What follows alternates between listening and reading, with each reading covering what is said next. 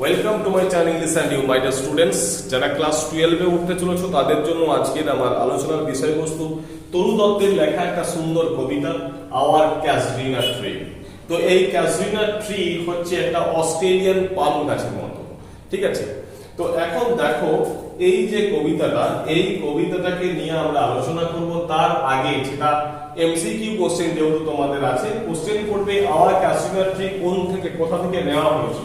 অর্থাৎ এই hour ক্যাজরিনা tree এটা নেওয়া হয়েছে ancient ব্যালাডস and legend of Hindustan, এই বই থেকে আওয়ার ক্যাজরিনা ট্রি কবিতাটি নেওয়া হয়েছে। এটা কবে প্রকাশিত হয়েছিল? পাবলিশ হয়েছিল 1882 সালে। কেউ কেউ বলে এটা 1881 সাল, যদিও এটা 1882 সাল বলেই বেশিরভাগ বইয়ে উল্লেখ করা আছে। এরপর দেখো এই কবিতাটিতে মোট 11টা করে লাইন আছে, এরকম 5টা স্ট্যানজা আছে। অর্থাৎ 11টা লাইনে একটা স্ট্যানজা, এইরকম 5টা স্ট্যানজা আছে, মানে এই কবিতাটিতে 55টা লাইন আছে। কোশ্চেন করবে এই যে কবিতাটি লেখা হয়েছে এর রাইম স্কিমটা কি? যেহেতু 11টা লাইন আছে তাই এবিবিএ 4টে, সিডিবিসি 4টে, আর শেষের 3টে লাইন ই 3টেতে 4 আর 3 11। এই শেষের যে 3টে লাইন এটাকে বলা হয়ে থাকে টারসেট। যেরকম শেক্সপিয়ারে পড়েছিলাম না যে 4টে লাইন বিশিষ্ট কবিতা ছিল, 4টে লাইন 3 4 12 আর শেষে দুটো কাপলেট, ঠিক আছে? এখানেও 4টে করে লাইন আছে, এবিবিএ, সিডিডিসি আর ই এগুলো কিন্তু এই রাইম স্কিমে লেখা। পরীক্ষাতে কোশ্চেন করবে এমসিকিউ। এই কবিতাটি একটা মানে ভাবনা চিন্তা কল্পনা, সেই পুরানো স্মৃতিকে ভাবা। তার এই কবির happy childhood with the siblings, অর্থাৎ তার অন্যান্য ভাই বোনদের সাথে তার সেই সুখের আনন্দের যে মুহূর্তগুলো সেগুলোকেই কিন্তু কবি কি করছেন? স্মৃতি রোমন্থন করেছেন। তো এরপর দেখো এই কবিতার যে মূল যে থিমটা, সেই থিমটা কি না? এই থিম হচ্ছে মেমোরি, লাভ এন্ড নস্টালজিয়া।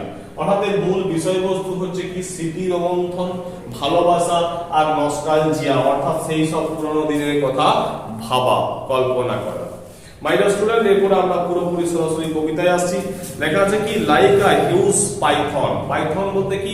ওই অজগর সাপের মতো।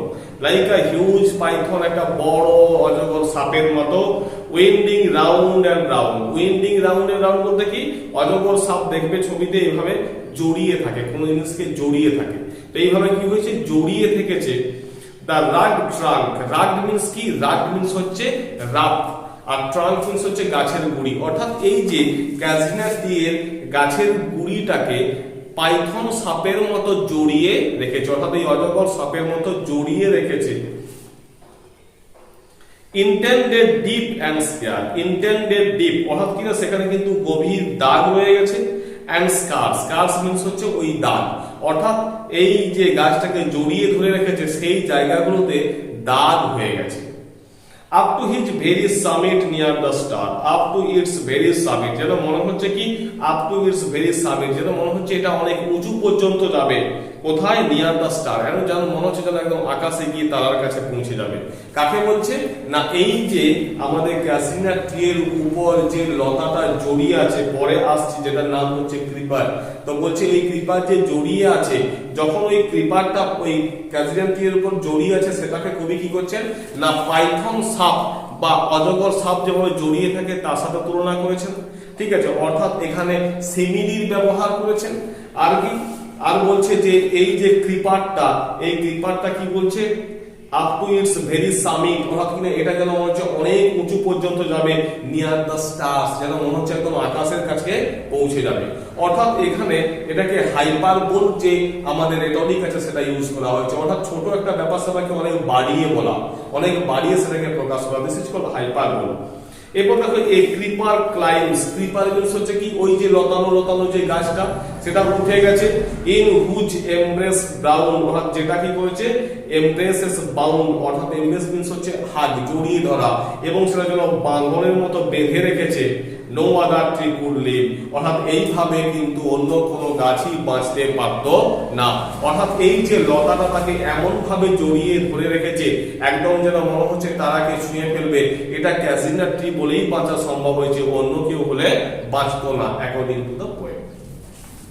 নেক্সট দেখো, বাট গ্যালেন্টলি, কিন্তু বেশ সাহসিকতার সাথে, খুবই কারেজলি কি হয়েছে, দ্য জায়ান্ট উইয়ার্স দ্য স্কার্ফ, যেন মনে হচ্ছে কি এই জায়ান্ট বলতে কাকে বোঝানো হয়েছে, আমাদের এই ক্যাজরিনা টিটাকে বোঝানো হয়েছে যে এটা একটা দৈত্যকার, উইয়ার্স দ্য স্কার্ফ, যেন মনে হচ্ছে এটা একটা স্কার্ফ পরে আছে।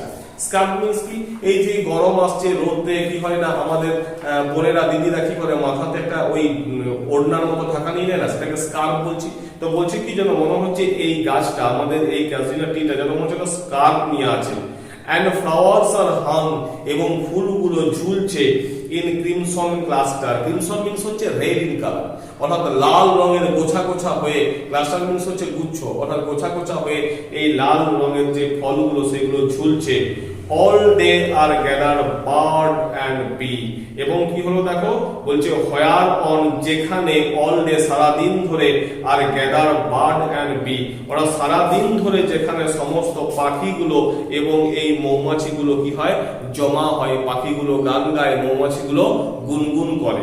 অর্থাৎ হোয়ার অন মিন্স হচ্ছে যেখানে, যেখানে বলতে কোনখানটাতে, এই ক্যাজরিনা ট্রিটাতে, অর্থাৎ এই গাছটাতে সব পাখি মৌমাছি সবাই এসে জমা হয়, ভিড় করে। তো মাই ডিয়ার স্টুডেন্ট, আমরা ক্লাস 12 এর অনলাইন ক্লাস শুরু করব সারা বাংলা ব্যাপী। তোমাদের যদি ইন্টারেস্ট থেকে থাকে যে অনলাইন ক্লাস করতে চাও, তাহলে আমাদের কাছে তোমরা এই text line by line text পাবে, এমসিকিউ কোশ্চেন আনসার আমরা এখানে তৈরি করব, আমাদের সেইভাবে পরীক্ষা দেওয়া হবে, লাইন বাই লাইন খুঁটিয়ে পড়ানো হবে। এবং তোমাদের যদি মনে হয়ে থাকে তোমরা অনলাইন ক্লাসের জন্য কন্ট্যাক্ট করতে পারো, আমার নিচে দেওয়া নাম্বারে হোয়াটসঅ্যাপ করতে পারো বা কল করতে পারো। এরপর দেখো,